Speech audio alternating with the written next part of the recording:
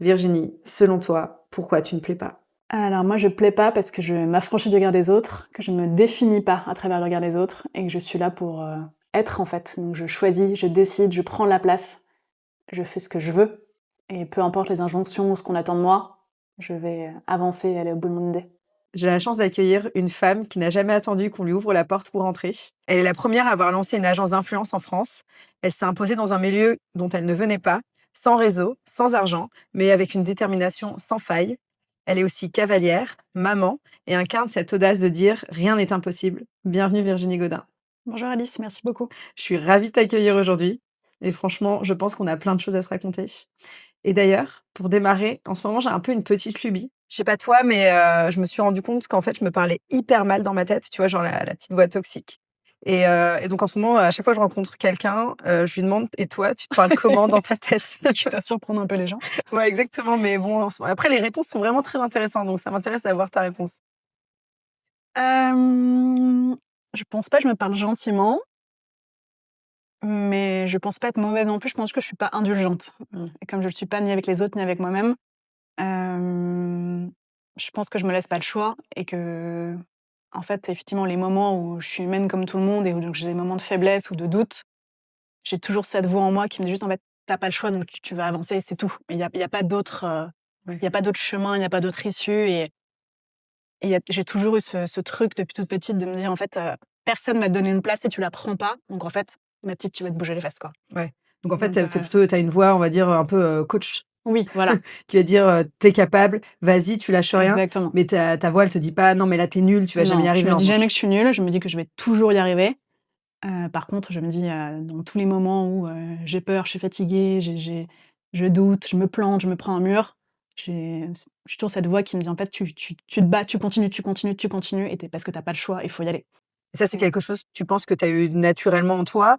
Ou c'est quelque chose que tu as travaillé au fur et à mesure en te disant, «Bon, bah, je lâche rien» et tu vois, même dans les moments de doute, quoi? je pense pas que je l'ai toujours eu en moi et c'est justement parce que j'ai pas eu ça plus jeune. Je pense que j'ai grandi avec une personnalité justement plutôt timide, plutôt introvertie, plutôt du genre à me laisser peut-être plutôt écraser par les autres. OK. Hem pas aidé sur d'autres plans, on en parlera plus tard, mais c'est justement parce qu'il y avait tout cet écosystème-là où je me suis dit: «Mais en fait, je vais pas y arriver si je suis comme je suis» Mmh. et donc très, très vite, j'ai compris un truc, c'est qu'en fait, il allait falloir forcer et peut-être que ça allait être plus dur pour moi parce que naturellement, j'étais pas comme ça. J'étais pas à l'aise avec forcément avec les autres ou c'était pas moi-même de m'imposer, de faire, de dire et cetera, mais que justement parce que personne n'allait me donner cette place et encore moins parce que j'étais comme ça, il allait falloir la prendre et donc très, très jeune, je me suis un peu, mis volontairement dans des situations qui allaient être très dures pour moi. Par exemple, je sais pas, j'ai fait une école de journalisme et j'ai commencé par faire de la télé et vraiment typiquement pour moi, bah, être dans des moments comme ça de représentation, être seule en direct et cetera, enfin, c'était la définition du cauchemar absolu. Mais pour autant, je faisais exprès de me mettre dans des situations comme ça parce que je me dis: «Il faut que j'apprenne, il faut que ça force». En fait, il faut que je force le truc. Il faut que j'y arrive, il faut que je devienne cette personne qui a plus peur de rien et qui va prendre la place parce qu'on va pas me la donner. D'ailleurs, il y a un truc qui m'est resté, enfin, on se connaît bien, on est cavalières toutes les 2, on monte ensemble à cheval et je me souviens qu'à chaque fois quand tu passes au niveau supérieur à cheval, tu me dis: «Moi, il faut que j'aille, au niveau supérieur parce que, j'ai besoin d'avoir peur, j'ai besoin d'avoir cette sensation-là, sinon ça m'excite pas». Et est-ce que c'est un truc que tu t'appliques au quotidien au final? Moi, je crois que j'ai ça dans tout aussi et la notion de challenge pour moi, elle est très, très importante et je crois que ça appartient à un sentiment plus global d'avoir besoin de me sentir vivante tout le temps et pour moi, me sentir vivante, c'est vraiment tu sais, ce sentiment d'avoir des papillons dans le ventre, j'ai besoin de l'avoir dans tout et effectivement, dès que je l'ai plus ou dès que ça me fait plus peur ou dès que je j'ai pas un objectif plus gros qui me semble infaisable, je pense que je suis pas heureuse. Enfin, je me sens pas Ouais. donc ça paraît un peu maso comme ça, mais effectivement, dans tous les domaines de la vie et à cheval, tu le dis bien, j'ai vraiment ce truc-là. Mais partout, il faut que ça me semble trop dur ou qu'il y ait un step devant moi qui soit une très grosse marche et quand je l'aurai franchi, bah, ça sera celle d'après. Mais il faut qu'il y ait quelque chose devant moi. Oui, parce qu'il y a certaines personnes, tu vois, moi, typiquement, je me dis toujours, bah, je reviens sur, la compétition. OK, donc là, je suis à l'aise, sur ce niveau-là, je suis dans ma zone de confort, donc je suis bien. Je me fais encore quelques compétitions comme ça parce que, je sais que ça va bien marcher. Mais quand je serai vraiment prête, bah, je passe à l'étape d'au-dessus. Toi, j'ai l'impression que tu dis: «Oh, bah, là, c'est bon, je maîtrise à peu près. Vas-y, je passe à l'étape dessus tout de suite pour voir et on verra ce que ça donne» et bon, bah, voilà, YOLO, quoi. Ouais, c'est un peu ça. C'est un peu ça. Je me sens ouais, je me si j'ai l'impression de maîtriser le sujet, d'ailleurs, je sais pas si tu l'as déjà remarqué, mais quand tu mets sur les épreuves un niveau d'épreuve que je maîtrise, je suis beaucoup moins bonne. Mmh. Justement parce que j'ai pas peur, je Mmh. pense. Mmh. Et Ouais, moi, carrément. je pense que je deviens bonne ou enfin bonne, c'est un très grand mot, mais je deviens un peu plus performante ou Ouais, compétitive tu transcendes, en fait. quand j'ai peur ou quand je sais que je dois me dépasser, de la Mmh. même manière que dans des situations d'angoisse absolue comme on en parlait tout à l'heure. Je pense que je deviens meilleure dans ces moments-là parce que j'ai peur Mmh. et j'ai besoin de ça. Moi, j'ai besoin d'avoir, toujours quelque chose devant moi qui me paraît insurmontable. Et donc en fait, parce que toi, tu as lancé la première agence, d'influence en France, tu étais hyper jeune, tu avais quel âge? C'était il y a 11 ans, donc j'avais 27 ans. Tu as 27 ans, tu connaissais pas trop ce milieu-là, Pas du tu tout, viens pas du tout d'un milieu d'entrepreneur. pas du tout. Heu, Qu'est-ce qui a fait que finalement tu t'es retrouvée dans cette situation-là? Je pense que j'ai toujours eu envie d'entreprendre au fond de moi. J'ai toujours eu ce truc de, lancer des projets, aimer fédérer les gens, faire des choses et ça va avec, cette notion de challenge dont on parlait juste avant. Après c'est sûr que ça a eu rien d'évident et je me suis pris beaucoup de portes, beaucoup de murs et beaucoup d'échecs et c'est un sujet qu'on abordera sûrement après, mais c'est sûr qu'à 27 ans, quand on est une petite nana blonde avec, une tête de gosse comme moi, enfin en tout cas à cette époque-là c'était le cas, on n'est pas du tout prise au sérieux et aller pitcher devant, des grands groupes, des LVMH, des Richemont et cetera et aller leur vendre à ce moment-là ta sauce quand tu viens de te lancer et c'est sûr que ça a été difficile et je me souviens des les premières années, enfin, j'ai monté donc cette boîte avec mon associé, on ne me regardait même pas en rendez-vous parce Mmh. que j'étais une fille Mmh. et que j'étais jeune et que j'avais une tête d'enfant et donc on me considérait même pas et donc ça aussi, ça a contribué à me donner une espèce de rage que j'avais déjà mais en fait, je me suis dit: «Mais ils vont voir, en fait, pour Mmh. qu'ils me prennent et ils vont juste voir que je suis capable et bientôt je vais leur montrer que je peux construire un empire et que je suis capable de faire des choses et que tout ce que je leur vends, je suis capable de le faire, en fait». En fait, ce qui m'intéresse de savoir, c'est, comment tu arrives à transformer ces non en oui? Je sais pas si je les transforme en oui, mais en fait, si on me dit non, en fait, à partir du moment où j'ai une idée en tête, mon plus gros défaut, c'est ce qui est aussi, du coup, une force chez moi, mais je suis hyper têtue, hyper obstinée et hyper pugnace. Donc en fait, à partir du moment où j'ai une idée en tête, en fait, c'est impossible. C'est impossible que ça se passe autrement, c'est impossible. Et on m'a dit non plein de fois, mais en effet, si c'est pas la porte, ça va être la fenêtre, en fait. Mmh. Mais je vais trouver un moyen. Enfin, je sais pas, quand j'ai monté ma boîte, bon, bah, au début, vous allez voir un grand groupe ou et cetera. Vous leur dites pas: «Bah, je suis toute seule dans ma cuisine et bon, moi, je viens de lancer ma boîte». Vous dites: «Bah, on est 10 et on fait déjà 1 million de CA» et vous bluffez. C'est vraiment tu Ouais, vois, toi, tu y vas fake au it until you culot. make it, quoi. Mmh. Mmh. Et moi, je considère que c'est comme ça pour tout, en fait. Mmh. J'ai aucun problème à avancer des choses que j'ai pas encore fait parce que je sais que je serai capable de les faire. Je vais les faire à un moment. Juste, je vais le dire avant parce que j'ai bien compris que il fallait rassurer les gens, que personne allait me faire confiance si juste je demandais gentiment la permission. Bah non, en fait, moi je vais prendre, je vais dire j'exige et que c'est comme ça et que je le mérite et que c'est pour moi et je vais prendre cette place avant qu'on veuille me la donner. Et d'ailleurs, Mais est-ce que tu peux me raconter, genre, ton plus gros non qui s'est transformé en un oui? Genre le truc qui a été le plus jouissif pour toi? Quelle est la situation où vraiment c'était non et là tu as réussi à tourner la situation? J'en ai 1000, mais tu vois, même dans le secteur et qu'est-ce qui nous rassemble toutes les deux, j'ai monté à cheval très très tard parce que je suis pas du tout issue de ce sérail-là. Je connaissais, enfin, c'était une question de moyens ou de connaissances. Tu vois, j'étais pas destinée du tout à monter à cheval un jour, donc j'ai monté très tard. Et, et donc quand j'avais 20-25 ans, je voulais absolument intégrer une très belle écurie parisienne qui me faisait rêver, et cetera. Et j'avais ni le niveau, ni les connaissances, ni le réseau, ni absolument rien. Et donc, bah, quand j'appelais pour demander si je pouvais les rejoindre, et cetera, on me disait tout le temps non. Et en fait, effectivement, il y a eu plein de moyens détournés où je me suis un peu infiltrée dans l'écurie, que j'ai rencontré des gens, j'ai commencé à proposer mes services à l'époque en com, en community management, enfin tout ce que je pouvais faire pour arriver à monter à cheval. Déjà, j'avais pas forcément les moyens de me payer à l'époque un cheval, évidemment pas, mais même une demi-pension et autres. Et donc, j'ai fini en tout cas par y arriver. Et du coup, par commencer à vivre mon rêve qui était de commencer juste à monter à cheval, tu vois. Et après, j'ai gravi les échelons que tu connais, mais après, c'était un truc, un sentiment qui était pas jouissif tout de suite parce que je l'ai payé très cher après mon petit coup de bluff. Déjà parce on me l'a fait payer, quoi, on m'a remis à ma place. Et que surtout, bah, j'ai passé des années où, bah, j'ai intégré cette très belle écurie où, en fait, j'avais pas ma place. J'avais pas les codes, j'avais pas les bons vêtements, j'avais pas le niveau. Donc, ça a été hyper dur. Les gens sont sans pitié dans ces moments-là, mais comme dans tout, comme dans la vie, tu vois. Mmh. Donc, j'ai été très critiquée, très jugée. Et ça, c'est valable pour tout ce que j'ai fait dans ma vie. Et en fait, il faut accepter d'être jugé et critiqué parce qu'en fait, sinon, on n'avance pas et on n'ose pas et on fait rien, quoi. Mais du coup, ça n'a pas été très facile. Les premières années ont été un peu douloureuses, mais tu vois, aujourd'hui, je suis très contente, ouais. Oui, aujourd'hui, en effet, tu es complètement intégrée, dans le milieu du cheval, et dans le milieu aussi de la compétition et enfin, on a l'impression que tu as baigné dedans, toute ta vie. Dis-moi si je me trompe, mais j'ai l'impression que tu as pas peur du regard des autres. Tu t'en moques un peu de ce que pensent les autres, non? En tout cas, je me dis qu'il faut pas on peut pas se définir comme ça et ça serait j'adorerais me moquer vraiment du regard des autres, j'adorerais te dire que je m'en fiche de ce que pensent les gens de moi. C'est pas vrai, j'ai dû pleurer 150 millions de fois dans ma vie parce que, j'étais vexée ou triste que quelqu'un ait dit quelque chose sur moi ou pense ça de moi.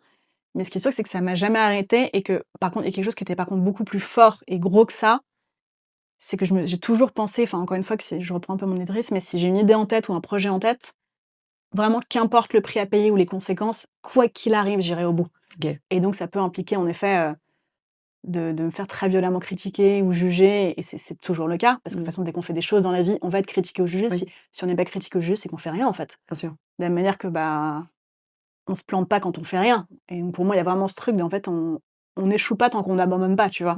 Finalement, cette rage, un peu cette colère que tu as en toi, c'est un peu ton moteur. Ouais, je pense, ouais. Ouais, c'est certain. Ouais, c'est ce qui te drive au quotidien parce que nous, en tant que femmes, j'ai l'impression qu'on nous dit souvent de réprimer cette colère. C'est un peu un sentiment, que j'ai en tant que femme qu'on peut pas trop vivre et tout et j'ai l'impression que toi, c'est cette rage, quoi, tu vois? Tu as un peu une rage de vivre, qui te Ouais, drive, qui te donne envie, c'est de la colère, en fait. En effet, il y a tellement de choses qui me mettent en colère, tu vois? Et tu parles du rôle de femme et c'est tellement, c'est une des choses qui me qui me met le plus en colère, je pense, tu vois? Mmh. Ces injonctions et encore plus, tu vois, tu es maman comme moi, donc je pense que vraiment quand tu deviens maman, tu as encore plus ce truc que tu te prends en pleine tête. Ah ouais, ça, c'est sûr. Tout d'un coup, tu te prends de déjà avant, je trouve que juste en tant que femme, tu as déjà cette injonction de performer dans ton couple, dans ton boulot, d'être toujours parfaite et Parfaite. bonne et jolie, gna gna gna et tout ce que tu veux et je trouve que quand tu as des enfants, mais encore plus, tu prends vraiment ce syndrome de tu as envie de répondre à cette case, de la mère parfaite et l'injonction, la femme modèle et qui performe dans tout et qui est bonne dans Mmh. tout et en effet, c'est tellement injuste. Tu as le papa qui change 3 couches et c'est un héros Ouais, c'est clair. et toi, tu galères toute la journée et tu fais tout et Ouais. c'est normal et par contre, tu fais un truc de travers, tu loupes un truc, tu te fais mais Tu la pire abattre des mères, sur la place publique, tu c'est vois? clair. Et c'est aussi un grand sujet parce que moi, à la naissance de mon 1er enfant, j'ai pris toutes ces injonctions dans la figure comme toi, tu as dû les prendre et comme Mmh. tout le monde les prend et donc c'est hyper culpabilisant et surtout, je me reconnaissais pas là-dedans et ça a vraiment pris un peu de temps aussi d'accepter cette colère et de en fait, de redéfinir ma propre vision de la maternité qui est ce que j'ai en commun avec toutes les mamans, avec toi et avec toutes les mamans du monde, c'est que j'aime mes enfants plus que tout, mais j'ai aussi compris que par rapport à plein de gens qui m'entourent et par rapport à même je culpabilisais même par rapport à mes amis les plus proches qui avaient l'air de tellement s'épanouir dans le rôle de maman et qui avaient l'air de vraiment profiter de leur congé maternité, qui passaient des journées entières avec leur nouveau-né dans les bras et qui avaient l'air tellement heureuses et je culpabilisais de pas vouloir ça, de pas aimer ça et même de pas avoir eu cette connexion immédiate à la naissance de l'enfant. Enfin, tu vois tous ces trucs-là. Je pense qu'à partir du moment où tu deviens mère, tu culpabilises, quoi qu'il Ouais, en soit, parce que déjà. tu feras jamais tout parfaitement et on te met tout de suite des rôles, genre il faut être la mère parfaite, en même temps, il faut travailler et il faut être performant dans ton travail, mais si tu travailles trop, ouh là là, tu es une mauvaise maman. Enfin, tu vois, c'est tout le N'oublie temps, pas d'être quand même encore femme et amante, hein, parce qu'il ouais, s'agirait pas de laisser ton couple et exactement. enfin tout ça, tu vois? Et en tout cas, dans le rôle de maman, moi, j'ai ça a été dur, j'avais l'impression d'avoir personne autour de moi qui avait Mmh, cette même vision et mmh, donc ça a mis du temps et c'était beaucoup plus simple à la naissance du deuxième parce que mmh, j'assumais déjà beaucoup plus pleinement ce rôle-là. Mais me dire, en fait, ma vision de la maternité à moi, c'est que j'ai besoin d'avoir différentes vies et oui, mmh, je suis maman, mais j'ai aussi besoin d'être entrepreneur et cavalière et amie et femme et plein de choses mmh. et je peux pas être que maman, en fait. Ouais, bien sûr. Et donc j'aime évidemment plus que tous mes enfants et leur vie passera toujours avant la mienne et j'ai besoin de passer du temps avec eux, mais je suis pas tout le temps avec eux et en effet, parce que j'ai plusieurs vies, il y a des choses que je rate et je suis pas toujours là et je me fais évidemment juger et critiquer pour ça, mais en fait, je suis comme ça et mes enfants seront heureux si je suis heureuse, en fait. Ouais, bien Et sûr. moi, pour être heureuse, j'ai besoin de travailler Mmh. et j'ai eu besoin de travailler, en effet, juste après de retourner très vite au bureau après la naissance de mes enfants parce que je supportais pas de rester à la maison et j'ai besoin de faire plein de choses Mmh. et pas toujours avec mes enfants. J'ai besoin de vivre aussi pour moi et j'ai besoin de travailler, j'ai besoin de voir des gens, j'ai besoin de faire du concours, j'ai besoin de monter à cheval et c et ça fait de moi la personne que je suis et maintenant je me dis que ça fait pas de moi une mauvaise maman Mmh. et Oui, tu as réussi à plus avoir cette j'ai réussi à culpabilité-là, accepter ça, mais ça a été mmh, beaucoup de colère au début en effet de voir tout ce qu'on attendait de moi mmh, et de me dire qu'en fait j'y répondais pas forcément et que ça me faisait culpabiliser mmh, et en plus effectivement ce truc-là qui est tellement inégaux encore une fois entre les femmes et les hommes qui est tellement injuste, tu mmh, vois? mmh, mmh, mmh. Et qui a vraiment fait monter une colère très sourde et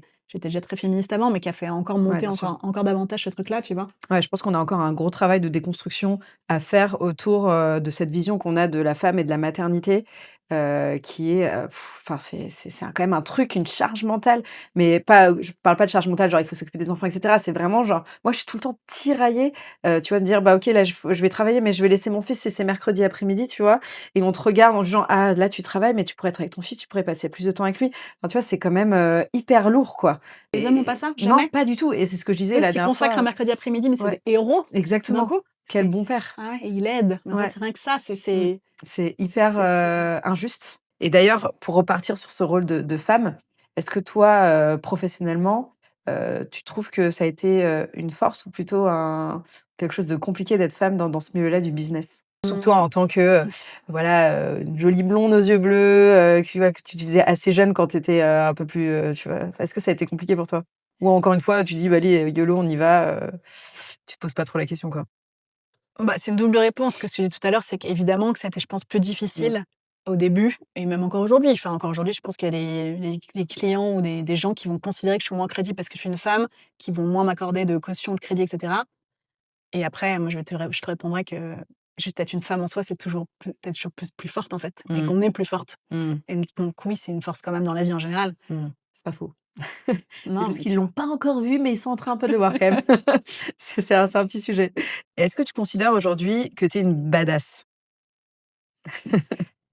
Bah, si badass, c'est enfoncer les portes et décider, prendre de la place et se moquer du regard des autres, oui, mais Mmh.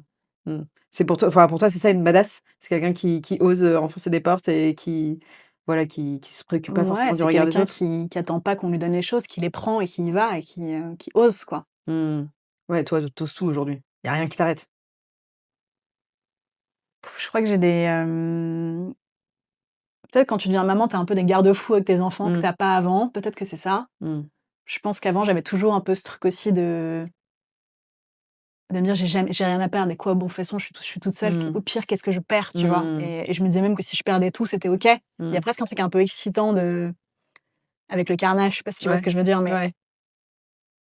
moi, comme j'ai besoin encore une fois, tout d'un coup, enfin, de toujours vivre très fort et ressentir très fort, bah, j'aime, ça fait un peu maso de dire ça, mais je suis OK avec les drames qui vont Qui vont avec, avec. et parce Mmh. que moi, j'ai l'impression encore une fois de vivre et pour moi, ce qui me tue, moi, c'est la médiocrité ou la platitude, donc ça dans les relations amoureuses, amicales, le boulot, j'ai besoin que ça soit fort, tu vois? Mmh. Et Donc d'ailleurs, ça m'intéresse de connaître, enfin, je pense l'avoir compris, mais ton rapport à l'échec. Parce qu'il y a plein de gens qui osent pas, faire des choses parce qu'ils ont peur de pas réussir.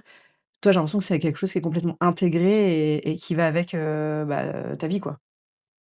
bah, j'ai beaucoup échoué très jeune et tous les jours encore aujourd'hui, tu vois? Et oui, je me suis toujours dit, ce que je te disais tout à l'heure, pour moi, tu t'échoues pas tant que tu abandonnes pas, en fait. Mmh. Et échouer, c'est abandonner. Enfin, évidemment, quand tu vas tomber 56 fois peut-être que moi, je l'ai compris jeune parce que, bah, je suis beaucoup tombée très jeune, tu vois? Parce que Mmh. j'ai essayé des choses très jeunes et que, encore une fois, en étant peut-être moins aidée que d'autres, bon, bah, oui, j'ai, galéré, vécu des trucs chiants, me suis pris 20 claques, eu plein de moments un peu durs où je me suis dit: «Mais c'est un cauchemar, là, vraiment la vie est un cauchemar, je vais crever». Et mais en fait, c'est quoi le choix à ce moment-là, en fait? Enfin, si c'était encore une fois, si personne va te ramasser et te dire, «Je vais t'aider dans la vie, je vais te donner ça et tu vas être comme ça et tout va aller», enfin, personne fera ça pour toi. Mmh. Enfin, en Bien tout cas, sûr. moi, je compte sur personne pour le faire, Ouais. donc en fait, à part te relever et aller encore plus fort et forcer, forcer, forcer, même si ça fait mal, mal, mal, mal, mal, Mmh. à un moment, ça va passer, quoi. Et Bien puis sûr. un jour, tu vas faire un vrai truc cool et les échecs, ils te sembleront plus rien. Ouais, bien sûr. Et ça, c'est un sentiment qui est tellement agréable en vieillissant et en grandissant. Aujourd'hui, j'en ai encore plein des échecs, mais un peu moins quand j'étais plus jeune. Mmh. Et surtout, aujourd'hui, j'ai ces sentiments hyper agréables de me souvenir de celle que j'étais et de tout ce que j'ai traversé et de tous les moments difficiles. Et du coup, de jouir encore davantage d'aujourd'hui ce que j'ai et qui n'était pas du tout acquis pour moi, tu vois. Mmh. Et j'ai encore ce truc, tu vois, je sais pas, moi, j'ai le syndrome de l'imposteur avec la carte bleue, tu vois. Moi, quand je passe ma carte dans un terminal, je me dis toujours qu'elle va pas passer. Ah ouais? Tu as gardé un petit traumatisme, Et du coup, je m'achète jamais, je suis incapable de m'acheter un truc cher, incapable, mais même OK. cher, enfin même plus de 50 € À quoi. part des chevaux, quand même. Les chevaux, non mais ce que j'ai, les chevaux, mes enfants, c'est des trucs que je suis un peu, bon. À contrario, je vais encore plus, tu vois, par exemple, quand, je sais pas, je fais un bon resto ou un truc, pour beaucoup de gens à 38 ans, c'est hyper normal, tu vois? Mmh. Moi, il y a pas un jour où je me dis pas: «C'est tellement cool Ah et ouais? j'ai trop de chance et c'est trop chouette», Ouais, tu as tu vois? gardé encore cette innocence, enfin, ce comment dire? Ce le papillon des premières fois, Oui, tu l'as voilà, et même encore, en concours, tu tu vois? pas blasé, Je suis quoi? en concours comme toi tous les week-ends et Mmh. maintenant ça fait un moment qu'on fait des beaux Mmh. concours, tu Oui, vois? c'est Mais vrai. pour autant, il y a pas un week-end où je pleure pas de joie, tu vois? Ça arrive jamais. OK. Il y a pas un week-end où je me dis mais ou même j'entre en piste et tu sais, tu as les 45 secondes avant de passer loin et je me dis: «Mais waouh!» Ouais. Finalement, c'est quoi ta plus grande peur?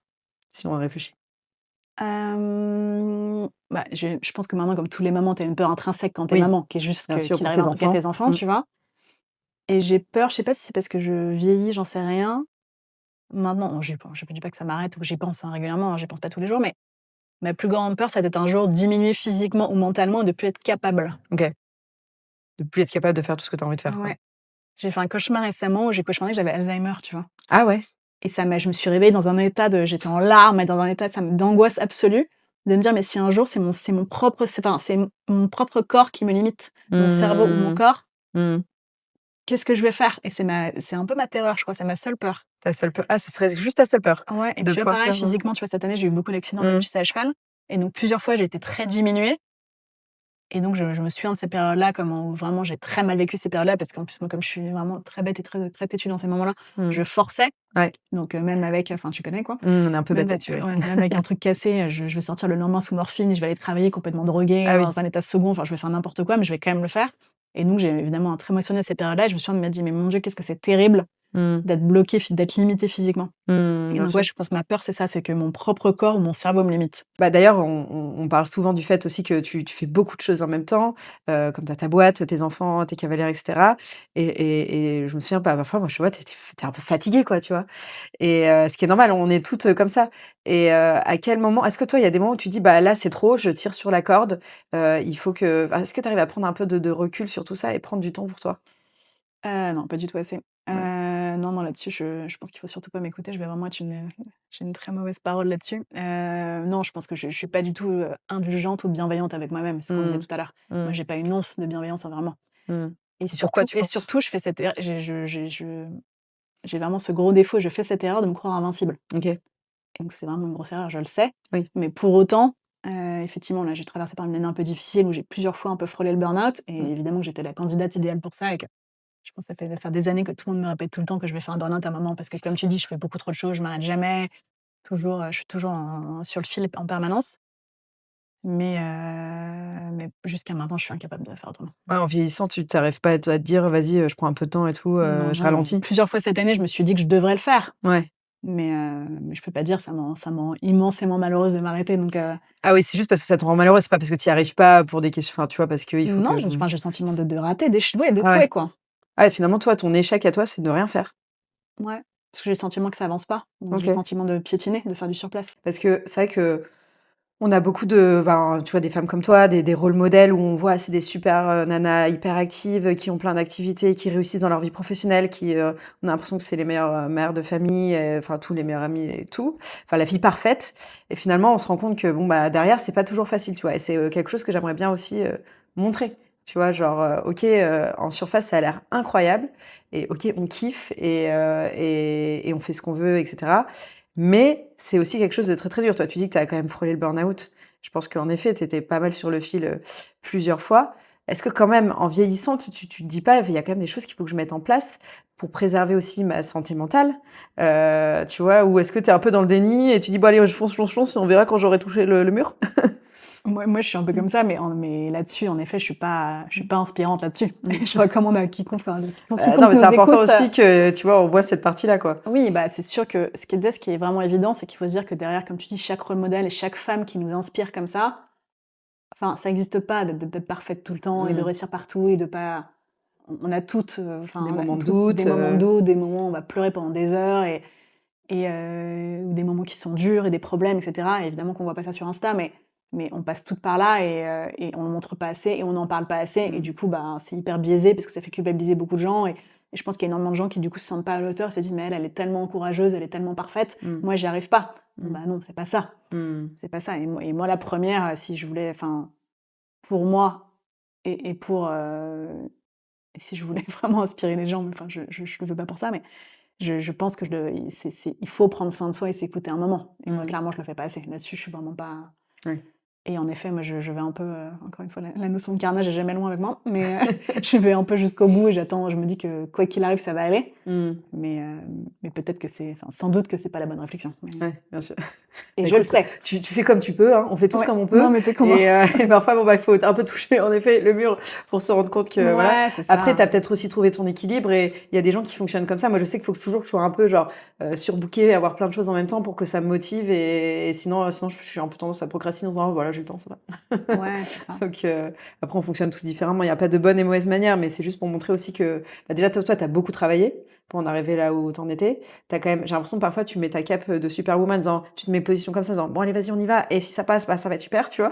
Mais tu vois Bah, il y c'est a quand même pas de l'impression. secret à la fin, de toute Mm, façon. Enfin, mm, avec toute la bienveillance du monde, et je sais qu'on est dans une ère, et c'est bien aujourd'hui, où on s'écoute et le être bien et prendre soin de soi est hyper mm, important. Mais je trouve qu'il faut pas non plus tomber dans l'excès inverse. À un moment, il y a juste pas de secret dans la vie. Pour réussir une boîte, pour être un bon sportif, pour être un bon architecte, pour être un bon chanteur, tout ce que tu veux dans la vie, en fait, il faut bosser quand même. ouais. Il faut Mais c'est bosser pas acquis. dur, Mm, il faut en baver. Et oui, on part pas, encore une fois, on part pas tous à armes égales dans la vie. Donc, t'en as qui vont partir avec 10 longueurs d'avance parce qu'ils vont être hyper aidés avec un super réseau et beaucoup d'argent et beaucoup de talent. T'en as qui ont rien de tout ça, ni le talent, ni l'argent, ni le réseau. Donc, ils vont partir avec 10 longueurs de retard et ils vont rattraper ou pas, et ils vont suivre leur propre rythme. Mais ce qui est sûr, c'est que si à un moment, on veut atteindre le sommet, mm, juste, faut bosser, en baver, et je crois pas qu'il y ait vraiment d'autre chemin quand même, mm. tu vois. Donc tu penses que la petite Virginie, elle serait fière de toi aujourd'hui? Moi, je pense, ouais. Ouais, tu l'as rendue fière. Moi, j'ai encore tellement de choses à faire, tu vois, Bien mais sûr, mais c'est déjà un bel accomplissement. oui, ce que j'ai fait là me rend très heureuse, en tout cas. Mm, Il y a plein de choses que j'aurais pu faire différemment et mieux, etc. Mais ce qui est sûr, c'est que j'ai jamais lâché et qu'il y a mm, aucun moment où j'ai abandonné, et il y a aucun moment où je me suis pas relevée, et il y a aucun moment où j'ai arrêté de travailler. Enfin, tout ça, j'ai jamais lâché, donc je peux pas. Là-dessus, j'aurais pu prendre des meilleures décisions plus éclairées, etc. Mais par contre, sur l'effort et la bonne volonté et la détermination, tout ça, je les ai eus. Donc, mm, je peux pas tellement me flageller plus que ça, tu vois. bien sûr. D'ailleurs, si demain tu devais tout perdre, qu'est-ce que tu reconstruirais en premier? Une notion qu'on adore. Donc, tout perdre, on parle même de famille, de trucs. Enfin, j'ai plus rien, quoi.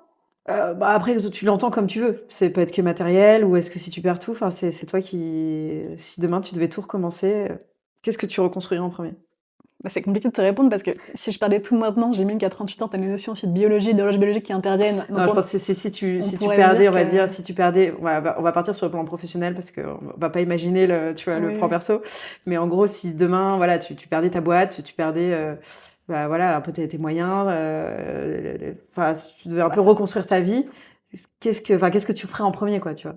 ce serait forcément le pro en premier parce que Mmh. en fait, tout part de là, et pour moi, tu te sens bien. Enfin, moi, je me sens bien parce que je suis indépendante et libre. Je suis indépendante et libre parce que je travaille et que je gagne ma vie et que j'ai ma boîte. Mmh. Enfin, ou même pas forcément. Enfin, on n'a pas besoin de monter une boîte pour se sentir libre et bien, mais c'est sûr que je repartirai de là. Parce Mmh. qu'après, c'est ça qui va faire que bah, je peux monter à cheval, que je peux faire d'autres choses, que je peux être indépendante, et que du coup, même sur le plan personnel et familial, bah, j'ai besoin de personne dans la vie. Je peux faire grandir mes enfants seuls si je le veux. Enfin, Mmh. Ouais, pour toi, c'est important d'être indépendante, financièrement? ah ouais, c'est indispensable. C'est quoi les valeurs, qui te drive au quotidien? Les plus importantes pour toi? Je pense que je dois avoir une seule, c'est d'être toujours alignée avec ce que OK. ce que je pense et ce que et tu vois, moi, je pourrais avoir parfois cette tentation parce que, encore une fois, je suis hyper acharnée, et je te le disais tout à l'heure, quand j'ai une idée en tête, il y a rien qui m'arrête. Mais s'il y a un truc qui va quand même m'arrêter, je peux pas avoir le sentiment de tromper ou de blesser ou de. Mmh. Il y a quand même un truc pour moi, de qualité de cœur qui est hyper important chez les gens et qui est important pour moi, tu vois. Ouais, bien sûr. Donc cette valeur-là aussi, elle rentre quand même vachement en compte. Je vais tout faire pour obtenir ce qui m'anime, mais pour autant, ça peut pas passer par l'idée de trahir, par mal me comporter. OK, Je peux pas mal me comporter. OK. Et justement, qu'est-ce qui te met en colère aujourd'hui? Beaucoup de choses me mettent en colère, mais de manière générale, le monde est encore tellement injuste aujourd'hui, et je trouve que de manière générale, justement, les qualités de cœur sont assez peu récompensées. Mmh. Et là, tu vois, ce dont je n'ai cesse de parler depuis tout à l'heure, de dire à chaque fois, faut prendre la place parce qu'on ne la donnera pas, ça encourage pas les qualités de cœur. Enfin, en fait, ça veut Ouais. dire que quand même, t'apprends. Enfin, je me disais que si je devais donner une leçon à mes enfants, ce serait de se bagarrer parce que personne va être gentil avec eux dans la vie, et qu'en Ouais. fait, tu dois prendre la place et la prendre coûte que coûte. Donc Ouais. c'est pas... Ouais, alors que finalement, si tu dis, bon, bah, moi, j'ai envie d'être une personne bien, très alignée avec mes valeurs, etc., bah, c'est pas comme ça que tu vas réussir. Non, et je trouve que même au-delà de pas réussir, Toi, parce tu penses que qu'on... c'est impossible de pas réussir si t'es trop sympa? Ouais, je T'es crois obligé un peu de jouer pas... des coups tout le temps On et... parle pas d'être méchant, je suis jamais méchante avec Non, non, personne, mais tu pas vois, être méchant, mais en mais je tout cas, crois en qu'en force, effet, quoi. si t'es un, voilà, ce Mm. gentil noupi qui est toujours très gentil avec tout le monde et qui veut pas déranger, qui veut toujours être dans la bienveillance, etc., je pense que tu te fais écraser, quoi. Oui. Bah, en fait, ce qu'on nous Et demande un peu en tant que femme, d'ailleurs. ouais, et moi je pense qu'avec la personnalité que j'avais, c'est ce qui me ferait arriver, sans doute, sans aucun doute. Mm. Parce que j'avais ce truc de pas oser déranger, d'être pas sûre de moi, d'être hyper Mais gentille, comment d'être t'as trop shifté, en gentille. fait? Parce qu'aujourd'hui, quand je te regarde, c'est pas ce que je vois, hein. Moi, je suis encore comme ça avec les gens les Oui, plus non, bien proches sûr, de mais ce que je veux moi, dire, tu c'est vois. que je vois cette force intérieure. Qu'est-ce qui a fait? Enfin, est-ce qu'il y a eu un événement ou est-ce que t'as juste, tu t'es dit, bon, allez, personne m'attend, donc bah, va falloir que je Ouais, prenne c'est ma place, tout ça. simplement. Je me suis juste très tôt que j'allais pas y arriver autrement. Et après, ça a été encore une fois plein de claques entre, je sais pas moi, de ado jusqu'à 25 ans, Mm. entourée de gens justement qui m'utilisaient ou qui étaient Ok. toxiques ou qui Ouais, m'ont fait de la peine ou qui m'ont fait du mal. Et en fait, je me suis dit, mais en fait, si ouais. je reste comme ça, parce que je suis intrinsèquement à être gentille, à l'écoute, à penser aux autres, à être généreuse, mais en fait, mais personne sera comme ça avec moi. Non, bien sûr. Personne me retournera déjà ce que je vais leur donner. Donc c'est pas parce que tu donnes que tu vas recevoir déjà. Donc Mm. bon, bah, premier mauvais bilan de vie, mais malheureusement, c'est vrai, je trouve. Et si tu prends pas la place, personne va te la donner non plus. Donc, Non, c'est vrai. C'est vrai que, en tout cas, je reviens un peu sur cette idée-là de nous, en tant que femmes, on nous a appris à être gentils, à sa place, attentionnés, toujours dans le care, tu vois. Et donc, c'est un peu à l'opposé de ce qu'il faut pour bah, prendre sa place, tout simplement. Et je trouve que, bon, moi, c'était pas à l'adolescence, mais c'est en vieillissant où je me suis rendu compte que, en effet, personne me donnera ma place si je ne me bouge pas. Enfin, en tout cas, c'est pas une question de se bouger, mais en effet, prendre sa place, quoi. Et l'affirmer, prendre sa quoi. place, et en effet, ça passe aussi bah, par parfois être en colère, pas se laisser faire du bruit, dire des choses bah, tout le monde n'a pas envie d'entendre, mais qu'il faut dire. Et c'est pas toujours facile, quoi. Et finalement, ça nous fait vraiment sortir de notre zone de confort. Mais quand on y arrive, mais qu'est-ce que ça fait du bien, tu vois? Tu dis, on est enfin entendu, quoi. Et je Ouais, pense c'est ça. que Et encore une c'est... fois, ça veut pas dire que tu deviens une connasse qui est Non, c'est égoïste et qui est ça. méchante avec les autres. Exactement. Même On- si c'est ce qu'on essaye de te faire croire, hein. Oui, on Mm. peut continuer à. Moi, je reste hyper attentionnée, hyper généreuse. Enfin, en tout cas, j'espère, et quelqu'un de bien avec les gens que j'aime et qui m'entourent, tu vois. Mais en effet, t'es obligé de faire ça si tu veux avancer, quoi. Et toi, t'as un tips Aujourd'hui, alors, genre, enfin, quand tu t'en prends un peu plein la gueule ou des réflexions pas très sympas, tu fais quoi? Genre, tu peurs un bon coup et tu passes à autre chose ou moi, évidemment que je pleure. Je pleure et après, je sais pas, et t'es en colère et tu dis, bah, tu verras ce que ça va donner. moi, il y a un peu ça. J'ai vachement Mm. ce truc de revanche et Mm. et de vous allez voir. Mm. J'ai ce truc très. Ouais, c'est vraiment ton moteur, toi, au Ouais. quotidien. Non, La colère mm. m'anime beaucoup, moi, mais. Ouais. Et en plus, moi, je trouve que quand enfin, moi, je vois, quand je doute sur ce que je fais, bah, finalement, en effet, quand c'est très aligné avec qui je suis et ce que je veux que ça soit, et aussi avec le travail. C'est-à-dire que si je sais que ce que je vais rendre, le travail que je fais, je suis complètement OK avec, bah, tu sais quoi, je me dis, le regard des autres, il est pas légitime. Enfin, en tout cas, le regard négatif. Donc, si ça te plaît pas, t'as qu'à pas regarder ce que je fais, quoi, tout simplement. Ouais, c'est ça. Mm. On a bien papoté. Ouais. C'était hyper intéressant. Merci Virginie pour toutes ces Merci insights. à toi. Et j'avais une petite question. Est-ce que tu as une femme qui t'inspire, qui est un peu dans cet état d'esprit-là et que tu aimerais entendre dans le podcast? Ouais, il y en a une à laquelle je pense que j'adore et je sais pas si tu les connais, mais sinon tu vas l'adorer aussi. Elle s'appelle Marine Leonardi. Ah oui. Elle est humoriste. Ouais. Et en fait, à travers des scènes de vie, donc Mm. des vidéos Insta, elle déconstruit toutes les idées, et tous les tabous et toutes ces injonctions autour de la maternité, la charge mentale, du quotidien, du couple. Et donc, elle a un ton qui est hyper acerbe, très incisif, mais hyper libérateur. C'est très juste. Et elle est tellement pas consensuelle, tellement pas lisse. Elle est très intelligente aussi, donc elle a toujours un ton très juste, ouais. Et vraiment qui fait réfléchir, qui, je pense, libère beaucoup de femmes et libère beaucoup la parole. Et elle est très très drôle, donc elle a un côté aussi vraiment très divertissant. Mais surtout pour moi, elle a vraiment ce côté, elle est pas là pour plaire, pas du tout, quoi, tu vois. Et tu la vois dans ses vidéos, elle égratigne son mari, sa belle-mère, enfin tout le monde y passe, et elle déconstruit toutes les idées qu'on a. Et je trouve qu'elle apporte vraiment quelque chose. En tout cas, elle est pas là pour plaire et elle s'en fout. Et elle apporte vraiment quelque chose. Donc je pense que t'adorerais discuter avec elle. En tout cas, moi, j'adorerais discuter avec Je elle. pense qu'on aura pas mal de choses à se dire. Ouais. Ouais, c'est sûr. Donc bah, je vais lui envoyer un petit message. J'espère qu'elle viendra nous voir.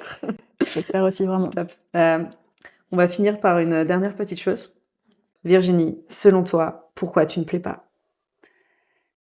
Alors moi, je plais pas parce que je m'affranchis du regard des autres, que je me définis pas à travers le regard des autres et que je suis là pour être en fait. Donc je choisis, je décide, je prends la place je fais ce que je veux et peu importe les injonctions ou ce qu'on attend de moi, je vais avancer et aller au bout de mon idée. Magnifique. Bon, On a c'était cool. trop bien. Bye.